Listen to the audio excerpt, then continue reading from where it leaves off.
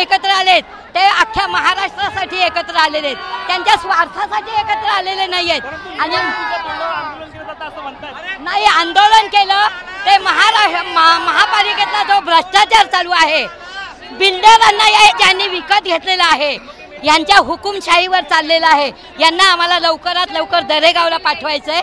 आणि जी हुकुमशाही चाललेली आहे, जे अतिक्रमण चाललेलं आहे, घनकचऱ्यामध्ये जो भ्रष्टाचार चाललेला आहे, तो मोडून काढण्यासाठी आम्ही आज रस्त्यावर उतरलेलो आहोत। ठाण्यामध्ये मेट्रो सारखे प्रकल्प येत आहेत, बोरिवली सारखा टनल येतोय, काय वाटतंय ना प्रश्न सुटतील का? मेट्रो सारखा आमच्या गरिबांना काही मेट्रोचा उपयोग नाहीये। हा माणूस आता ठाण्यामध्ये आलाय दरेगाव सोडून, ह्याच्याकडे 2-2 हेलिकॉप्टर आहेत। आमच्या उद्धव साहेबांकडे साधारण 4 4 व्हीलर आहेत, बाकी काही नाही। मग ह्याच्याकडे 2 हेलिकॉप्टर आले कुठून?